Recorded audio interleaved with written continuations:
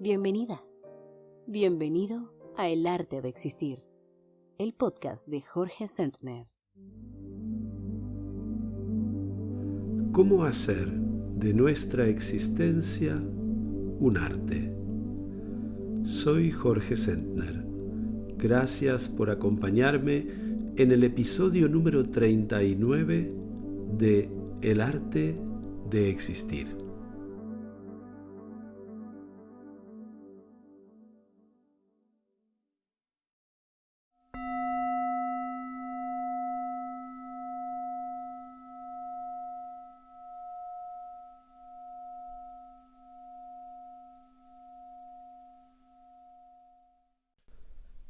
Cuando nos sentamos a meditar, nos dejamos acoger por el silencio. Nos entregamos al silencio. Rendimos todos nuestros discursos al silencio. Soltamos todas nuestras narrativas en el silencio y las observamos hundirse en él como en un océano, como en un abismo sin fin. Dejamos que el silencio nos habite, nos envuelva y nos atraviese. Cada una de nuestras células, de nuestros órganos, de nuestros huesos, de nuestra piel, se impregnan de silencio. Con el silencio como telón de fondo, observamos el ir y venir de los pensamientos. Simplemente contemplamos cómo llegan y se van.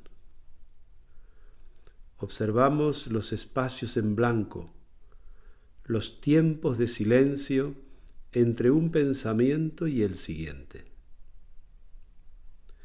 Arrojamos al silencio cualquier narrativa que empiece a formarse, cualquier relato, cualquier discurso. El silencio es pura quietud y nos transmite, nos contagia esa quietud.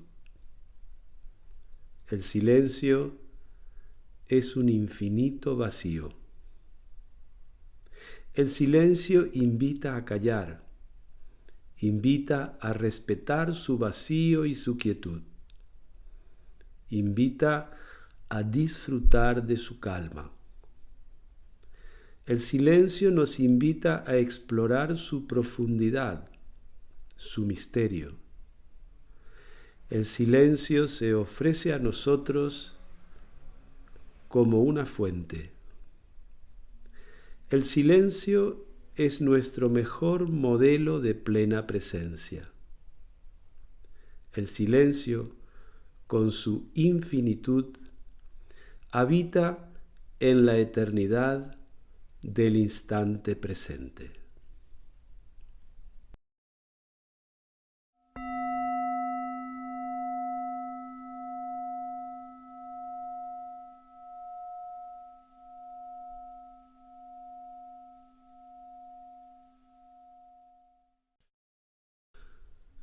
Cuando nos sentamos a meditar, cada vez que volvemos a nuestra postura de meditación, volvemos a casa. Permanecemos en nuestra postura con la convicción y el sentimiento de que ya hemos llegado.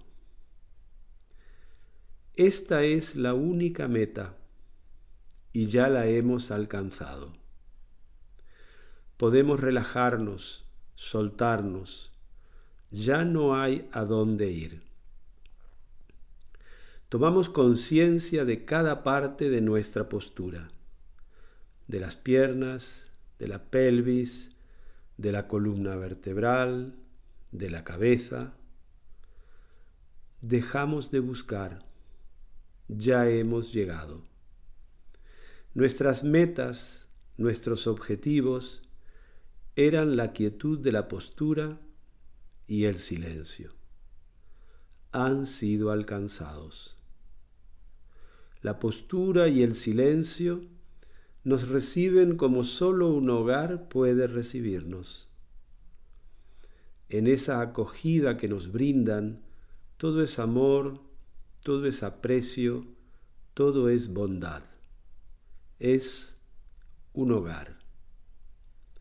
Si llegamos al hogar sufrientes, doloridos, con miedos, somos acogidos tal como llegamos, sin condiciones.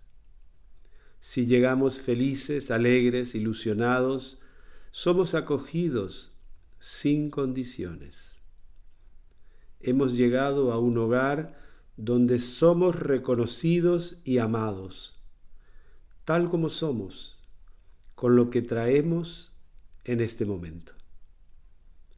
El silencio y la postura, sea sentada, de pie o acostada, están siempre aquí, ahora, a nuestra disposición, acogiéndonos. Incluso en las peores circunstancias, tenemos un hogar. Tenemos un lugar donde somos recibidos sin condiciones. Somos aceptados, acogidos.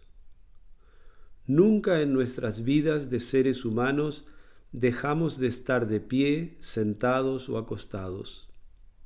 Cuando tomamos conciencia de nuestra postura, sentados, de pie o acostados, realizamos la presencia de nuestro hogar.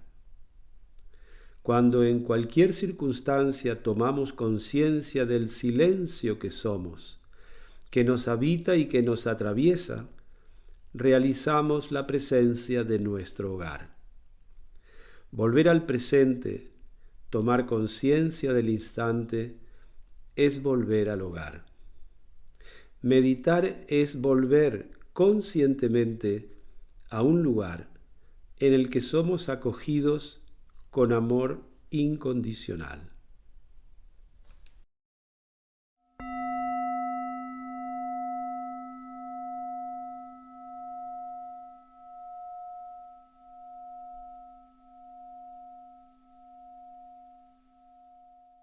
Cuando nos sentamos a meditar, nos instalamos conscientemente en la postura. Tomamos conciencia de nuestra postura de sentados. Tomamos conciencia de nuestro peso, de nuestro volumen, del espacio que ocupamos. Tomamos conciencia de nuestro contacto con el suelo. Tomamos conciencia plena de nuestra presencia en este lugar. Nuestro cuerpo, ahora, cuando nos sentamos a meditar, es la manifestación física de nuestra voluntad de permanecer sentados, quietos, silentes. Cada fibra de nuestro cuerpo, cada célula, es la encarnación de nuestra voluntad de permanecer sentados, quietos, en silencio. Todo en nosotros apunta hacia la quietud y el silencio. La voluntad de estar sentados circula por nuestra columna vertebral, nos da fuerza, nos da sostén, nos da un soporte desde el interior. Observamos nuestro cuerpo sostenido por la voluntad de estar sentados, de permanecer quietos y silentes.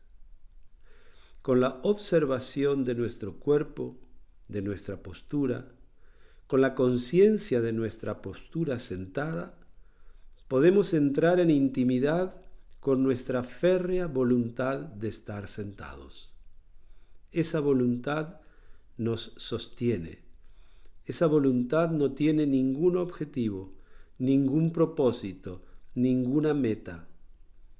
Esa voluntad, ese poder que nos sostiene internamente, es del instante presente y para el instante presente. Observamos ese poder de la presencia circulando por nuestras venas, por nuestros nervios, dándole vida a nuestro esqueleto, a nuestras articulaciones, a nuestros órganos vitales. Nos limitamos a estar presentes en nuestra postura de sentados, sin propósito, sin espera y sin esperanza. Sostenidos, soportados por la voluntad de estar aquí ahora. Nuestro cuerpo nos sirve de ancla. Nos arraigamos en la postura. Desde este punto de quietud podemos observar el movimiento de la vida. Observamos las sensaciones corporales que vienen y van. Observamos las emociones que vienen y van. Observamos los pensamientos que vienen y van. Nada de lo que se mueve altera nuestro punto de quietud. Permanecemos sentados para nada. Nuestra postura es también la encarnación de una renuncia.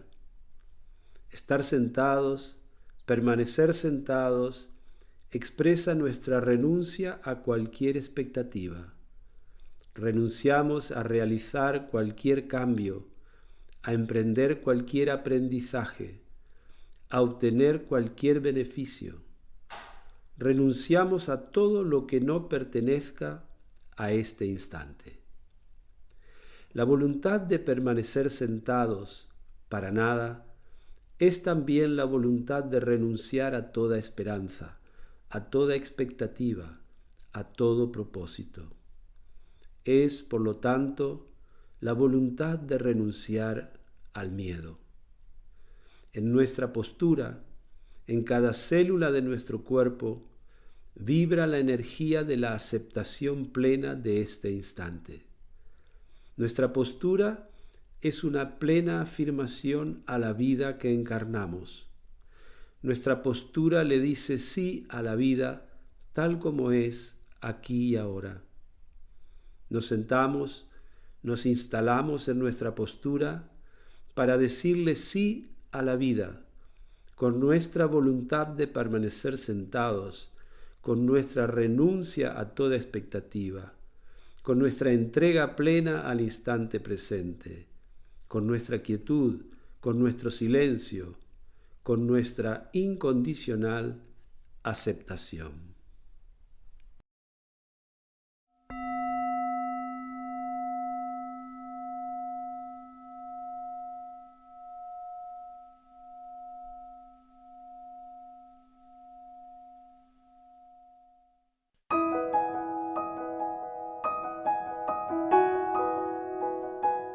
Y ahora, Jorge te abre su espacio de consultor existencial.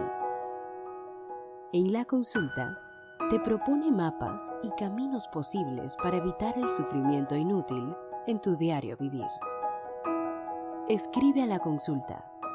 Comparte con generosidad tus dudas, que son las dudas de todos. Coordina y presenta David Carneiro. Jorge, para hoy me gustaría hacer una charla contigo sobre el sufrimiento. Muchísimas personas nos han escrito con un montón de ejemplos, ¿no? de sufrimientos, personas que han perdido sus padres o un ente querido. Y alguna de ellas nos pregunta, Jorge, ¿cuál sería la diferencia, ¿no? entre el dolor y el sufrimiento? La pregunta que yo me haría es, ¿para qué esa persona se pregunta eso? ¿Qué está queriendo evitar tratando de llevar al plano de lo intelectual y de las definiciones lo que está experimentando ante la pérdida de un ser querido? ¿Qué importa si lo que está sintiendo es dolor o es sufrimiento? Lo que esa persona está viviendo es simplemente que ha perdido un ser querido. Y es imposible perder a un ser querido sin padecer un desgarro, una especie de tsunami interior, porque su vida cambia. ¿Qué significa que su vida cambia? Que él tenía una conciencia de cómo estar en el mundo, de quién era él. Y en esa conciencia de quién era él, cabía esencialmente la presencia viva de su padre, en este caso. Y de pronto, de un momento para el otro, aunque su padre hubiese estado agonizando durante un año, pero de pronto esa figura no está más. Y entonces, de pronto es como si el eje de la Tierra se modificara, cambiara todo. La persona se tiene que resituar en la vida, tiene que volver a encontrar su lugar. ¿Cómo es estar en el mundo sin la presencia viva de su Padre? Y muchas veces esto nos puede costar mucho tiempo. Es lo que se llama el proceso del duelo. Es de cómo yo voy a vivir un proceso por el cual, a través de ir sintiendo emociones, experimentando cosas en el cuerpo, expresando cosas que siento, voy a resituarme en la vida y colocar esa presencia que antes estaba aquí en la tierra encarnada en un físico y colocarla de alguna otra manera en mi imaginario y en mi mundo simbólico. Necesitamos atravesar una serie de experiencias emocionales para vivir ese proceso, para resituarnos en la vida. ¿Cuáles son los obstáculos que nosotros encontramos para que este proceso se realice? El primero de todos es la aceptación, el aceptar que realmente esa persona querida ya no podrá volver a ser estrechada en nuestros brazos, no podremos recibir la mirada de esa persona sobre nosotros, dándonos una especie de identidad, de realidad, de densidad humana que nos había dado desde nuestro nacimiento. Es decir, fíjate lo profundo que es vivir esto.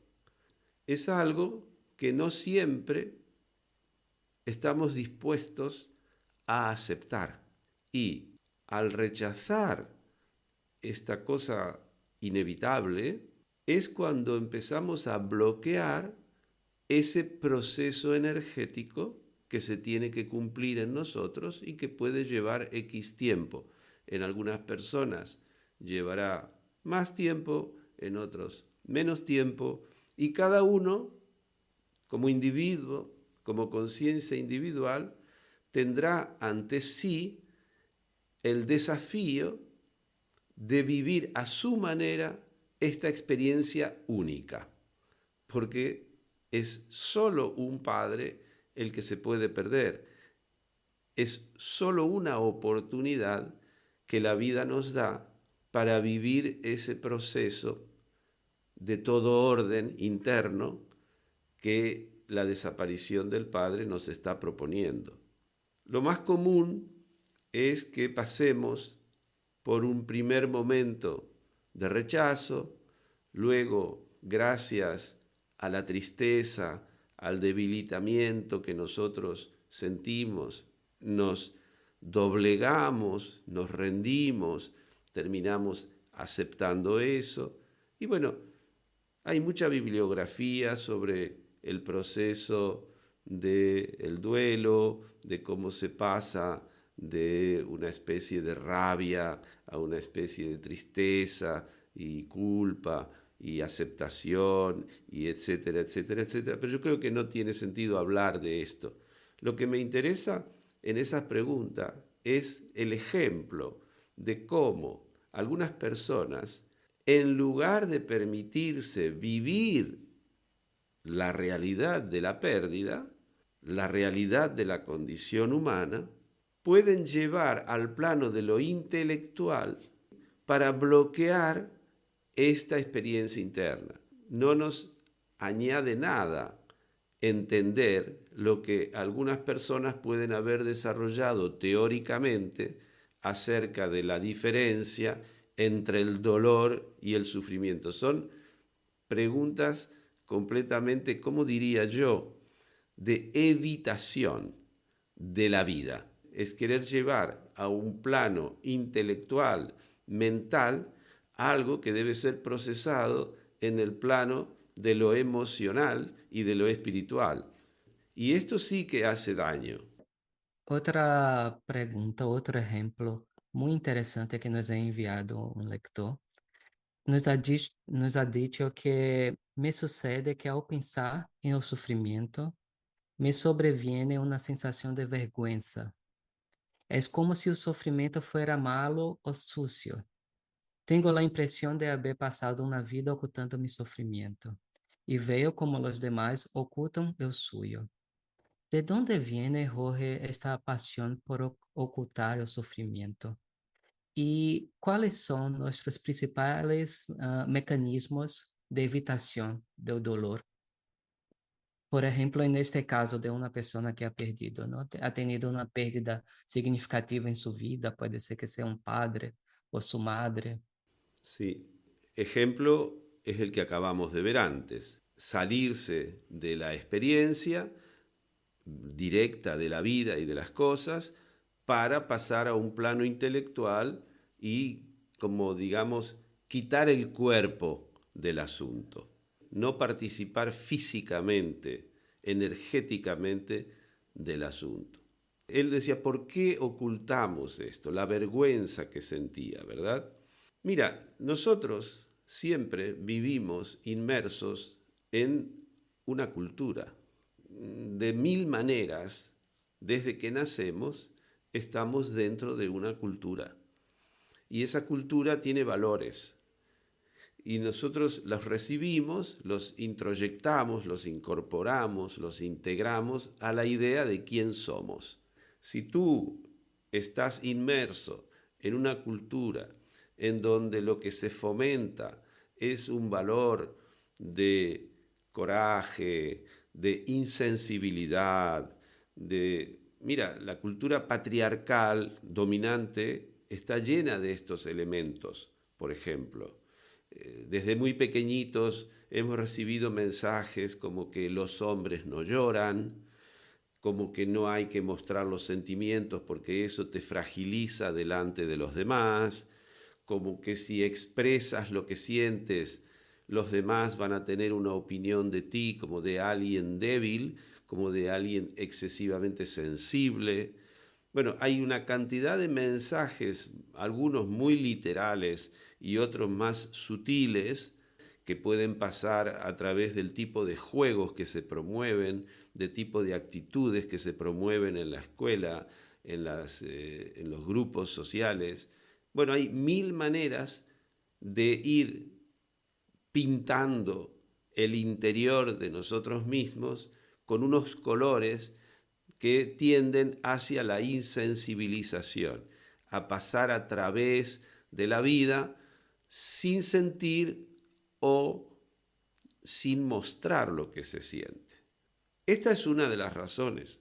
Otra de las razones es porque muchas veces en la pequeña infancia, tal vez en el nacimiento, tal vez en los primeros días de vida, hemos vivido situaciones emocionales extremadamente fuertes.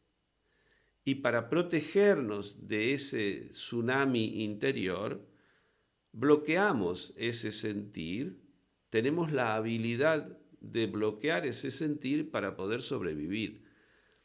¿Qué ocurre? Que luego, con el tiempo, crecemos y necesitamos vivir la experiencia de lo sentido, porque la vida es una experiencia sentida. Si nosotros no lo sentimos, si simplemente atravesamos las cosas, la vida nos parece vacía de sentido.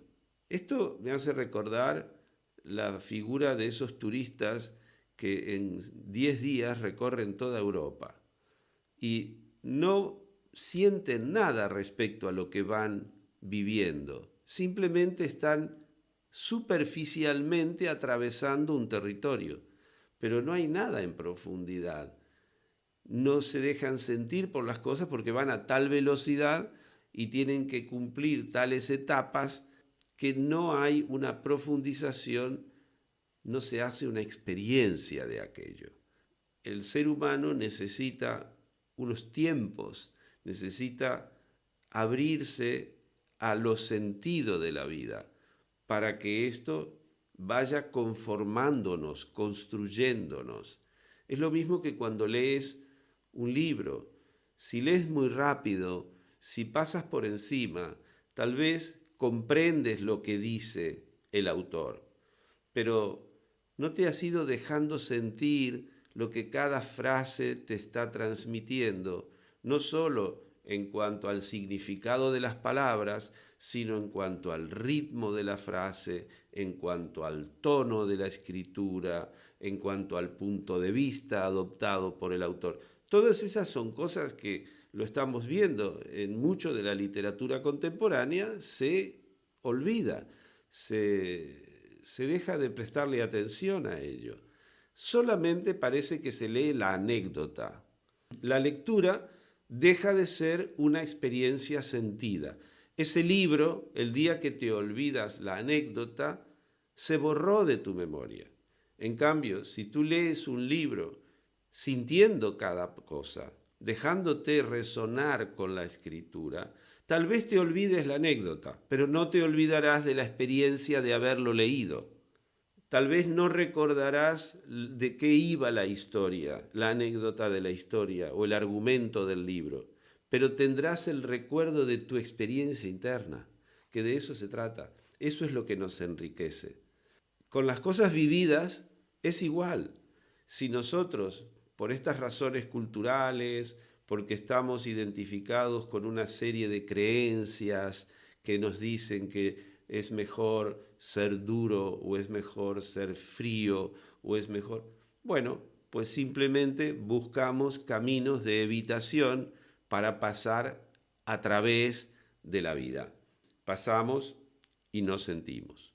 Las evitaciones, las maneras de evitarlo son infinitas. La velocidad es una de ellas. La poca atención que se presta a cada instante presente es una manera de no impregnarse de la experiencia y de no hacer de esa experiencia una experiencia sentida. A lo que nosotros tendemos dentro del enfoque del arte de existir es exactamente a lo contrario, es a detenernos en el grano fino de la experiencia, a abrir nuestra atención al presente y empezar a descubrir toda la riqueza que se puede desplegar de un instante. Porque en cada instante la vida se está presentando en toda su plenitud. Y esto es lo que practicamos en la meditación.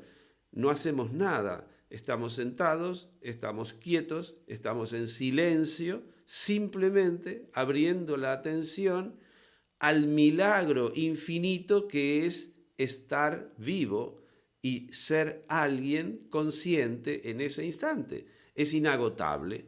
Por eso es que te puedes pasar la vida sentado, observando y llevar esa actitud a tu vida diaria.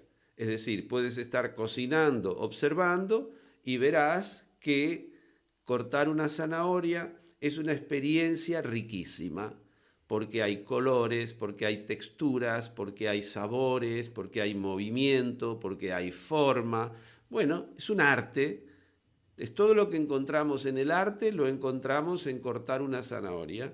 Solo que tenemos que poner esa intención y esa atención para que ese pequeño y casi banal acontecimiento que es cortar una zanahoria se convierta en una fuente de plenitud, en una fuente de sorpresa, en una fuente de contacto con la vida plena.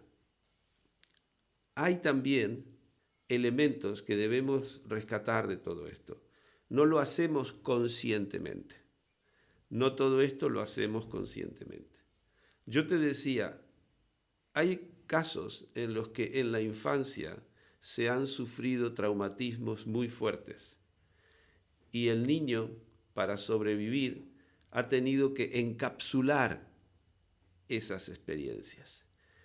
y ha aprendido a desconectarse del sentir para poder seguir viviendo. Casos de abusos, casos de traumatismos de guerra, casos de traumatismos de accidentes, casos en los que hay castigo físico o psicológico, violencia, bueno, muchísimos casos.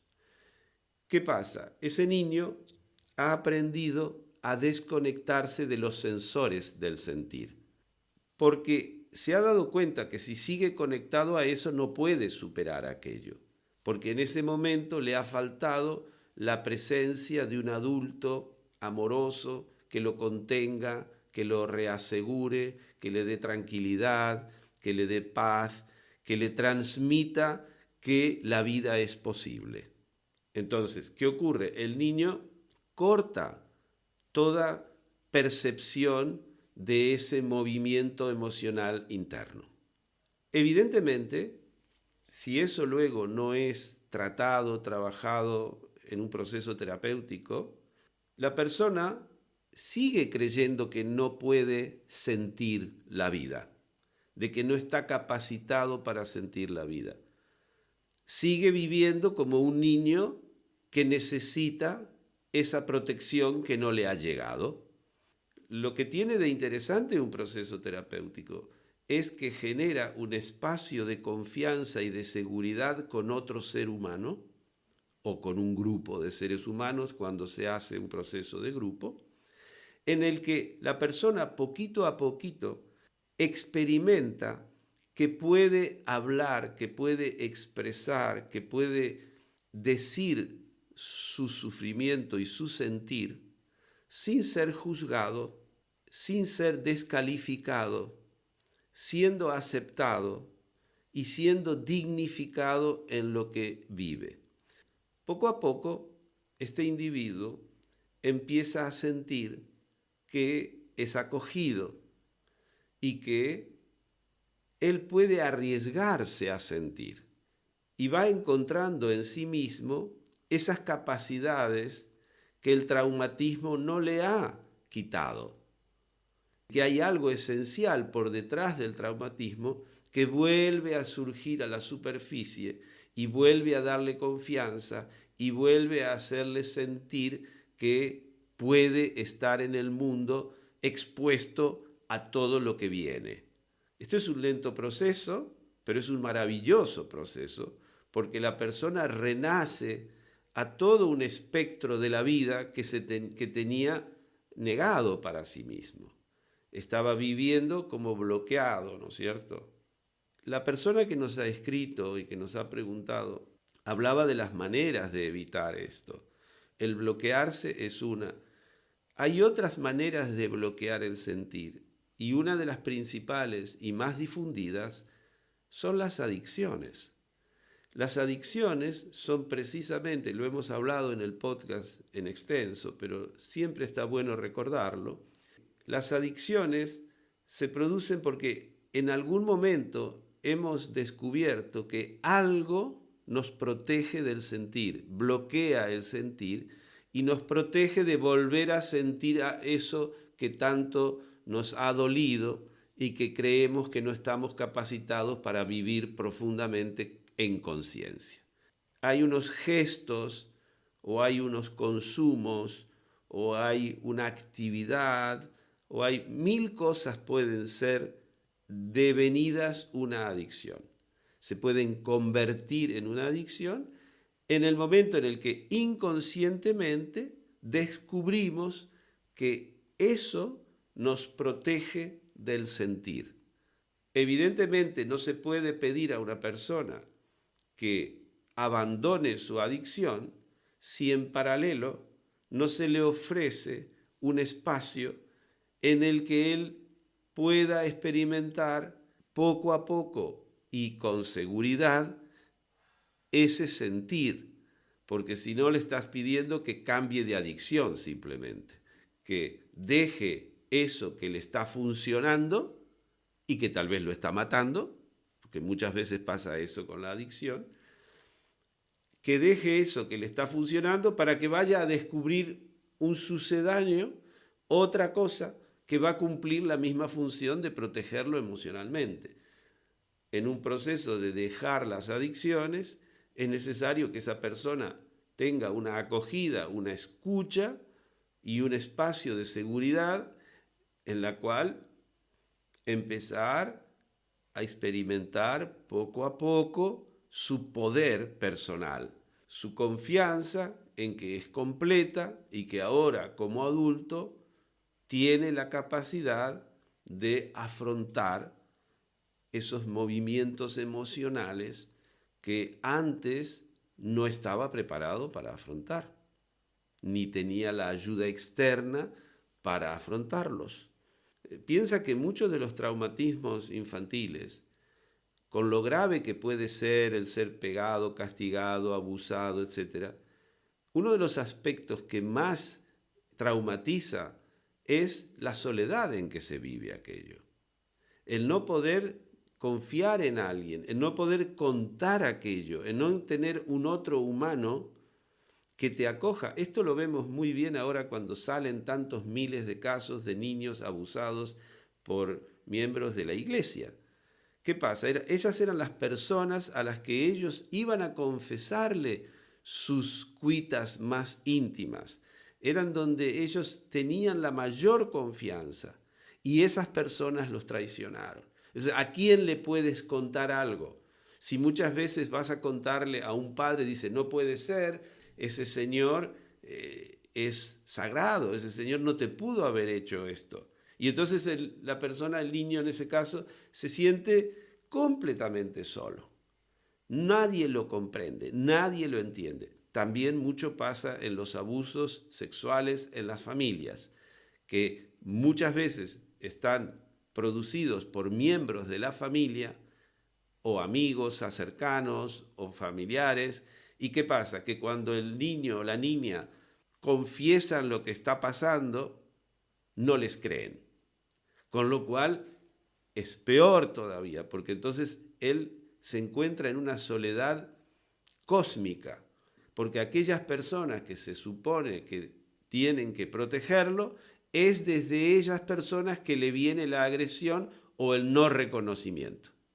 Rectificar esto, sanar esto, demanda tiempo, demanda una nueva relación, una nueva vinculación con un grupo o con personas que estén dispuestas a acoger esto.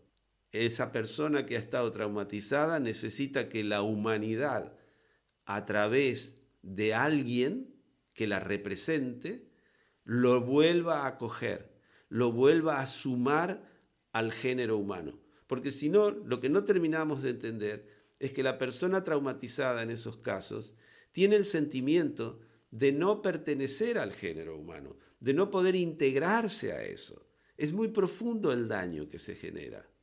Y hay que seguir viviendo con ese sentimiento tan terrible de creerse una especie de marciano que además no merece confianza, no merece fe en sus palabras y que su sufrimiento no es dignificado. Cuando muchas veces cuentan algo y dicen, no, no deberías pensar así, no deberías sentir esto. Claro, ¿en quién va a confiar una persona si no puede confiar en lo que siente? Si lo que uno siente es descalificado por otro humano. De allí la importancia fundamental que tiene la escucha, la acogida. Muchas veces no hace falta decir nada a esa persona, simplemente que esa persona sienta que delante de sí hay alguien que recibe aquello con su corazón y que ni le pone preguntas, ni le cuestiona, ni le matiza, ni trata de convencerlo de que no es tan grave. Si la persona está sintiendo algo gravemente, es porque lo está sintiendo gravemente. Y descalificar su sentir es empujarlo al abismo, porque le estás diciendo, no, tú no tienes derecho a pertenecer, tú no tienes derecho a ser uno más. Quedas como exilado del género humano. Y si vas a querer volver a entrar, tendrás que tragarte todo, ocultarlo todo. Claro, esto es de una crueldad suplementaria. Volviendo a este ejemplo, ¿no? De la persona que ha perdido a su padre y que está sufriendo por eso. Sería no evitar el sufrimiento, pero ¿qué puedo hacer para no me quedar atrapado en este sufrimiento, ¿no, Jorge? Porque muchas veces también nos hacemos adictos a este sufrimiento y no dejamos ir, ¿no?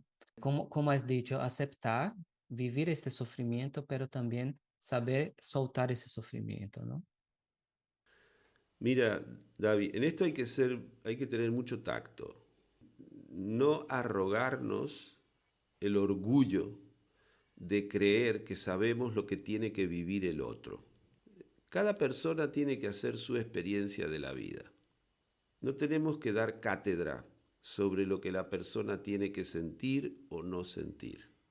Cada persona tiene que explorar la experiencia de vivir y cada persona está en un momento de su desarrollo. Por lo tanto, no conviene tener un canon de lo que está bien y de lo que está mal. Nosotros no podemos saber si esa persona necesita un mes de sufrimiento, 2 meses de sufrimiento o 3 años de sufrimiento. Está haciendo su proceso. Esta idea de querer saber cuánto la persona tiene que sufrir y cuándo no es nada más que una idea para protegernos nosotros mismos del sufrimiento. Queremos tener certezas, queremos tener ideas y queremos tener control. Pero esto no es nada más que una ilusión del ego que quiere excluirse de la vida real.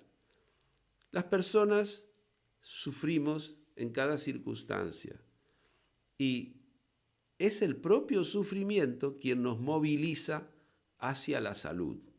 Quiero decir que el sufrimiento no es algo malo, es parte de la experiencia humana. Yo sé que es difícil de entender esto si nosotros seguimos mirando las cosas desde un pensamiento dual.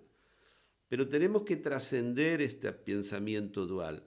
No hay una cosa que está bien y una cosa que está mal en cuanto a vivir.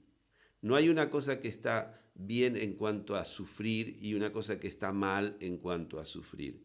La persona que se queda encallada en el sufrimiento, y conocemos casos de gente que no puede elaborar ese duelo y que se queda encallada y pasa el tiempo, pues esa es su experiencia de vida. Hay que respetarla también. ¿Nos da miedo ver eso? Esa es la pregunta que nos tenemos que hacer. ¿Cuál es el miedo que me produce de ver a una persona encallada? ¿De que tal vez yo también me puedo quedar encallado en el sufrimiento?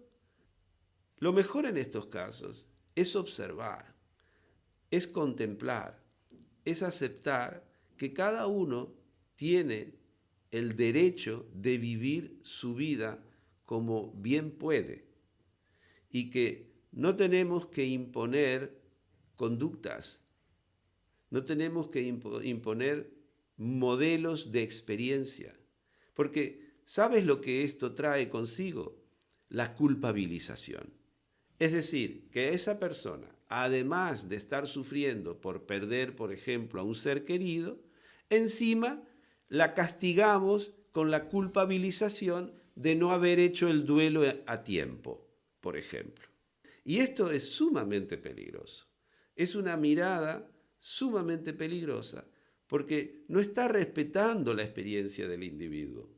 Es cierto, nos duele ver a una persona sufriendo cuando estamos cerca y decimos, bueno, pero ¿cuánto tiempo va a seguir así? ¿Cuánto tiempo? Pues el tiempo que tenga que estar. El tiempo que tenga que estar. Y tal vez no va a dejar de sufrir hasta el último día de su vida. ¿Quién soy yo para ir a cuestionarlo? Lo que tengo que preguntarme es, ¿qué me hace sentir verlo? Porque a mí me importa mi proceso interno. Yo no soy el comisario de las emociones del otro. No soy el policía. El otro hará el destino que le toca hacer.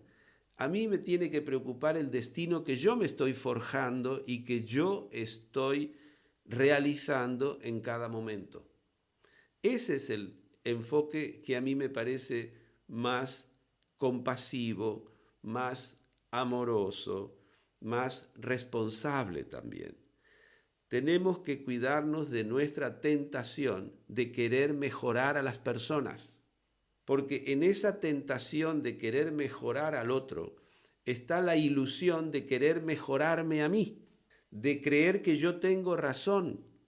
Cuando yo cuestiono cómo el otro está viviendo la muerte de su ser querido, es porque estoy defendiéndome y queriendo decir que yo tengo razón en cómo yo pienso que debe vivir una persona la muerte de un ser querido. Eso es de un orgullo increíble. ¿Qué sé yo cómo el otro tiene que vivir la muerte de un ser querido? ¿Qué me pasa a mí cuando yo pierdo un ser querido? Esto es lo que me tiene que llamar la atención y ver con mis medios qué puedo hacer, pero no volverme una suerte de comisario de cómo la gente tiene que vivir su vida. Naturalmente que nosotros, tú sabes, tanto tú como yo, hemos practicado el Zen en el contexto del budismo, donde se habla del bodhisattva. Tú has hecho procesos del bodhisattva.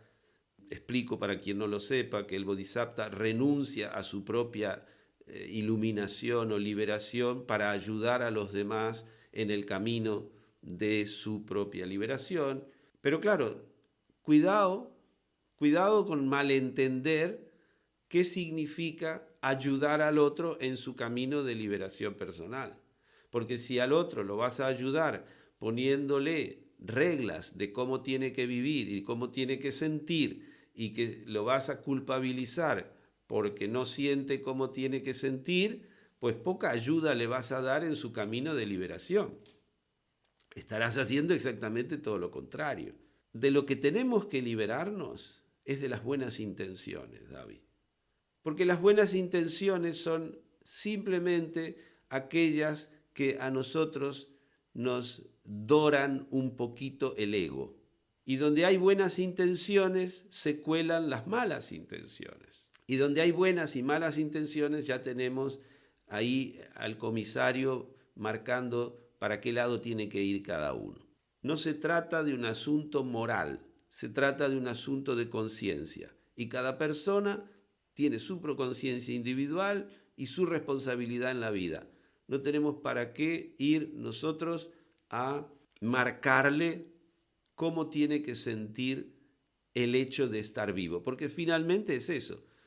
Todos vamos a perder seres queridos y a cada uno de nosotros nos tocará afrontar el cómo vivir eso.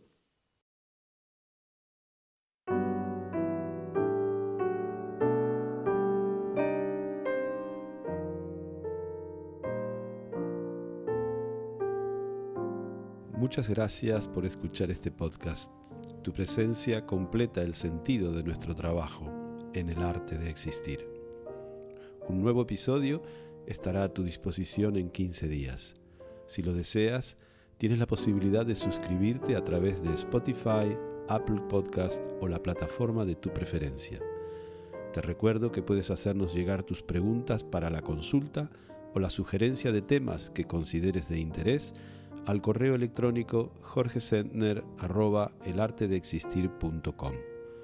Para mantenerte al día de las actividades que propongo, talleres de grupo, retiros de meditación, charlas, publicaciones, etc., no dudes en suscribirte a nuestra newsletter o seguir las redes sociales que figuran en la descripción de este episodio. Hasta muy pronto. Soy Jorge Sentner. Ojalá que este podcast sea una fuente de inspiración en tu propósito de hacer de tu vida un arte, el arte de existir. El arte de existir. Mesa de redacción, David Carneiro. Música y edición de sonido, Antonio Mazzei. Imágenes y grafismo, Mariona Cabaza y Laura Creschel. Redes sociales, Laura Creschel y Martín Sentner. Producción y coordinación general, Bruno Gargiulo. Locución, quien les habla, Nujavi Ramírez. Dirección y presentación, Jorge Sentner.